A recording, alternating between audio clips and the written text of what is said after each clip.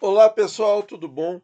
Então vamos falar aí do contexto macroeconômico, destacar algumas notícias e tentar traçar aí uma linha de expectativa de como as taxas poderão se comportar nessa semana. Nós tivemos aí uma redução de pequena magnitude, eu diria. Nós ainda estamos com os títulos convictamente a 6%, quer dizer, não é um que está a 6% e outro que não está, entende? A curva continua invertida, não só nos IPCs principais, mas nos Renda Mais e nos Educa Mais também tá. No Renda Mais não chega a estar invertido. Se tivesse um Renda Mais 25, talvez estivesse. Mas no Educa Mais está bem didaticamente invertido. 6,10 em 26 para 6,04 em 42, né? Ou seja, a gente tem que receber mais juros no prazo mais longo e não no prazo mais curto. Bom, então eu separei diversas manchetes aqui para a gente olhar. Então, fiscal e inflação no Brasil e nos Estados Unidos que levou à queda firme dos juros futuros. Bom, é uma queda, pessoal, mas não é nada tão forte assim como eles dizem. Aqui eu dei futuro 25, que precifica a Selic no final desse ano. Então a Selic terminal, que lá no Focus era 9, depois passou para 9,25, parece que agora está em 9,5. Eu estou com preguiça de olhar o Focus agora, porque a informação não é tão relevante assim, mas quem tem certeza aí pode deixar no comentário se eles já estão acreditando em 9,5 agora. Mas esse DI futuro eu já mostrei para vocês uma vez, uns dias atrás, sempre ali na casa dos 10%. Olha aqui, ó, subiu e agora fazer uma pequena correção desse estresse aqui. Mas quer dizer, indo para 10,20, o que significa o 10,20, pessoal, no DI Futuro 25? Significa que o mercado está dividido. Mais desses alguns acreditam que a Selic terminaria em 10,25 e outros acreditam que terminaria em 10. Pode ser que isso aqui volte para 10, com um movimento contrário. Mas não é uma queda forte, veja. É uma correção de uma alta de um patamar que estava estável antes. Aqui, ó. Estava estável, aí subiu e agora corrige. Então, um pouquinho exagerado, uma queda firme, né? Tanto que a gente vê que os títulos no Tesouro ainda estão firmes acima dos 6%. Caiu um pouco, é verdade. Pode ser que caia mais, concordo.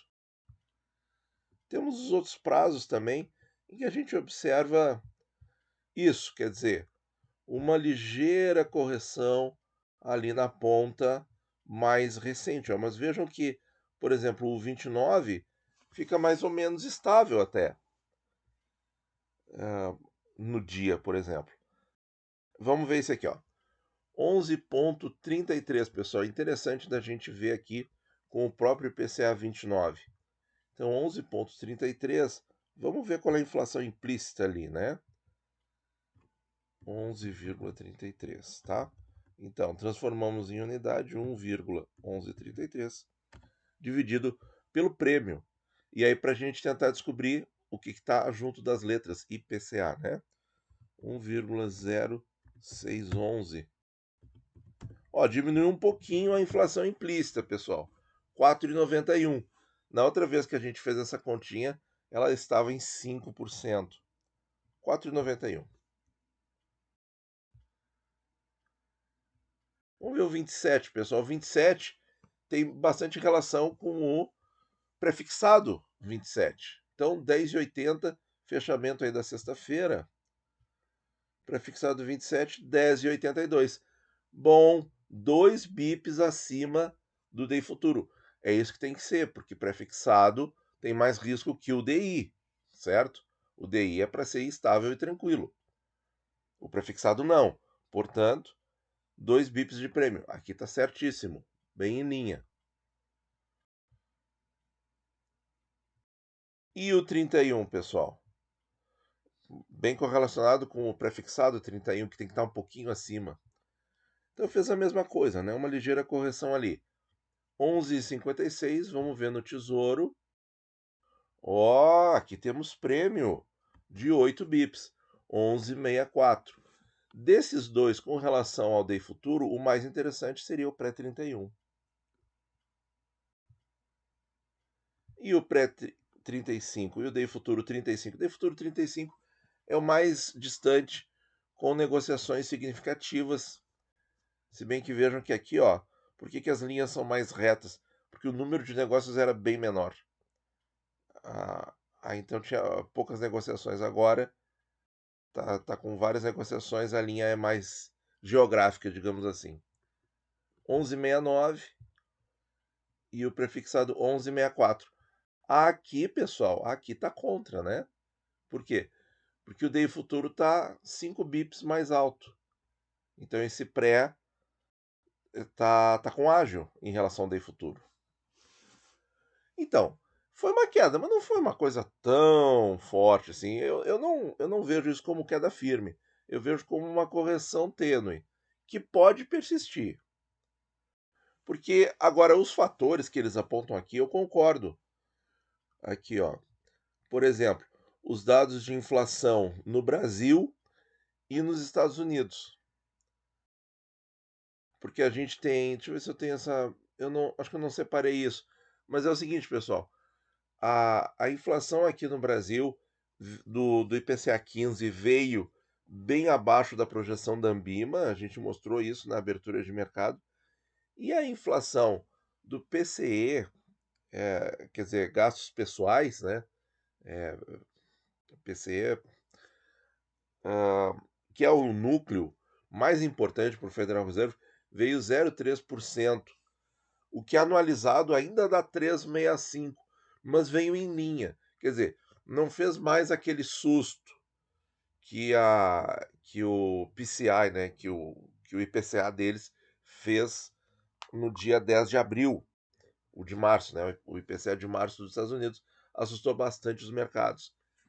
E aí levou a um certo relaxamento também nas taxas americanas. E aí, pessoal, o relaxamento aqui foi muito parecido com o relaxamento no Tesouro Direto. Porque olha só, aqui é o 30, tá? 30 anos. Caiu 4 bips. Aqui é o de 20 anos, caiu 4 bips. Aqui é o de 10 anos, caiu 3 bips. E aqui é o de 7 anos, caiu 3 bips. Quer dizer, caindo 3, 4 bips. É quase a mesma coisa que aconteceu no Tesouro Direto. É quase a mesma coisa, agora com o IPCA 29 a 6,11 e o 45 a 6,04. Bateu 6,10, né? Então vejam que é muito parecido. O que eu quero destacar aqui, pessoal? Ainda estamos muito acima, por exemplo, pegando aqui só o de 30 anos, só para mostrar aqui, que agora são muitos dados, não fica na mesma tela. Ó. O de 30 anos, tá? Nós tivemos dois momentos bastante fortes nesse mês. No dia 10 de abril, quando saiu o dado da inflação americana, aí veio 4,5 para 4,64, e depois no dia 13, quando deu lá o conflito no Oriente Médio, que parece que está tranquilo agora, foi no dia 13, foi um sábado, ó, veio de 4,61 para 4,74, então ele adicionou mais estresse ainda, e vejam que meio que ficou nesse patamar, ainda com algumas espichadas para cima, ó. E aquilo nos dois últimos dias. Então, assim, ó, corrigiu um pouco, respirou um pouco, talvez corrija um pouco mais, que é a linha que eu acredito. Talvez, mas ainda está bastante acima do nosso ponto de base, ó. Eu pegar o dia 9 de abril, pessoal. Pegar essa data também no Tesouro Direto para fazer as comparações, que é quando o mercado meio que inverteu o leme em função da inflação americana. Bom, temos mais coisas para destacar aqui, pessoal. O dólar cai forte, Sendo que ele chegou a ser negociado a 5,20 alto, aqui sim dá para dizer que ele caiu mais intensamente, após dados de inflação. E vejam, tudo está girando em torno da inflação, pessoal. O índice Bovespa em alta após a inflação dos Estados Unidos e Brasil. O IPCA 15 mais brando derruba a taxa dos ciclos de inflação. Meio exagerado, mas caiu um pouco. A gente também citou isso. Olha, pessoal, esse IPCA 15 veio bom. A gente citou isso na abertura e parece que está acontecendo. Aí tem as notícias também que podem trazer uma certa tensão e deixar as coisas meio estabilizadas. Petróleo sobe com inflação dos Estados Unidos e ameaça de Israel.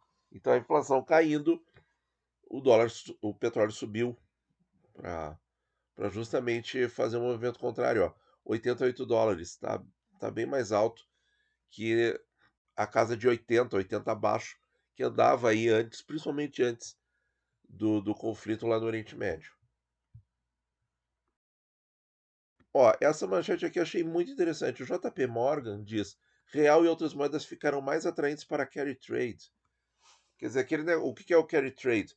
O estrangeiro vem, por exemplo, ele pega dinheiro no Japão com um juro extremamente baixos, 0,1% ao ano, pega empréstimo lá, coloca aqui, ganha a Selic, depois faz a troca e paga o dinheiro do Japão e a diferença de juros que o Brasil paga para o Japão, ele embolsa. Isso é um exemplo de carry trade, quer dizer, veja que tem um risco cambial bem forte nas duas pontas. Mas eles dizem que o real está mais interessante para o carry trade porque eles estão enxergando uma correção do dólar para baixo. É isso que eles estão vendo. Com o alívio da tensão, o dólar voltando para o patamar de 5 ou um pouco abaixo de 5. Então, uma notícia bem positiva. No mercado de juros, taxas do DI operam em queda firme com o PCE, o gasto de pessoal, né? E Campos Neto. Vamos ver. Não se preocupa com a inflação de curto prazo, mas principalmente com a convergência para 25 e 26. Porque justamente, né, com esse DI, com esse DI, com esse IPCA 15 suave, como veio, e a própria inflação que também veio suave, inclusive as projeções da Ambima erraram para mais, que os números verdadeiros vieram menores, isso faz uma certa pressão. E outra expectativa que eu tenho, pessoal, eu acredito que se a taxa Selic terminal desse ano for 10%, e inclusive o que eu penso, pessoal, é que apesar daquela fala do Campos Neto de que tem um disclaimer, a gente mostrou isso para vocês no detalhe, disclaimer na ata e tal, eu acho que ele não deveria usar esse recurso. Porque isso sim geraria um certo desconforto no mercado e, e meio que quebra um pouco o acordo, né? Quebra um pouco a confiança ali do acordo de cavalheiros. Eu acredito que o Banco Central tem que cumprir e baixar os 50 bips, porque isso foi prometido na última ata, e aí baixa mais, aí deixa em aberto, baixa mais 25 e deu, estamos no 10. Dá para fazer isso com calma e com tranquilidade e sem quebrar o contrato de confiança do que foi dito antes. Acho que não tem uma emergência de reduzir essa taxa agora. Porque, veja, ir de 10,75 para 10 pode ser feito de duas formas, até três, né? Pode ser feito cortando 50, 25 e zero ou cortando 25 três vezes. Só que eu acho que cortar 25 três vezes vai interferir muito na imagem do Banco Central e aí pode abrir uma argumentação de que o Banco Central não deve ser mais independente, por exemplo. Né? Se o Banco Central fizer uma quebra desse contrato de confiança, por exemplo, pode dar margem a pessoas virem a falar isso no futuro. Então, eu acho que ele tem que fazer 50, 25, 0. Poderia fazer também 75, 00, mas isso aí está fora de cogitação, não? Bom, e aí, ó, essa inflação americana, eu acho que vai gerar muita pressão por lá para eles começarem a falar de novo de corte em setembro, né, em setembro. O índice Bovespa subiu, o que é ótimo. Aumento de incerteza não tem relação mecânica com política monetária. Ele falou das incertezas globais, abriu as portas para que o cupom reduza o ritmo de corte da Selic. Bom, não sei, né? Vamos esperar para ver, mas vai ser em maio agora, né? Então, pessoal, já podem contar aí com o vídeo. Não é na próxima, é na outra semana. Estamos aí mais ou menos há 2 semanas. E expectativas de inflação vêm piorando no Brasil, diz Campos Neto, que está seguindo isso de perto e tal. É ali as leituras do Focus para 25 e 26. Bom, pessoal, então a nossa expectativa aí é que os títulos sigam com alguma correção. O dado de inflação veio bom, isso deu um grande alívio, mas eu acho que ainda quem manda nessa curva são os juros americanos. Por exemplo, e aí a gente vai ter uma ideia, pessoal. Natan, tu não está falando muito dos problemas do Brasil, os ruídos gerados pelo Brasil sendo o Brasil, né? O famoso aluno nota 5. Sim, ok. Mas eu acho o seguinte, ó. Quando essa situação aqui se estabilizar dos juros americanos, a gente vai ver se os nossos DIs vão continuar caindo ou vão estacionar. E aí sim a gente vai poder falar melhor dos fatores subjacentes, que eu ainda acho que o Brasil, a situação interna ainda está como um fator subjacente frente aos juros americanos. Os juros americanos ainda estão bastante elevados e foi a mesma coisa que aconteceu nas duas curvas. Uma correção discreta, lá uma correção discreta aqui, depois de uma alta consistente ao longo de vários dias que aconteceu lá e depois aqui. Então está tudo muito paralelo. Então, quando aqui parar de cair, aí a gente vai ver o que a nossa vai fazer. Pode ser que ela pare e até volte a subir um pouquinho, pressionado por fatores locais. É uma possibilidade também. Tá certo, pessoal? Muito obrigado por ouvir e bons investimentos a todos.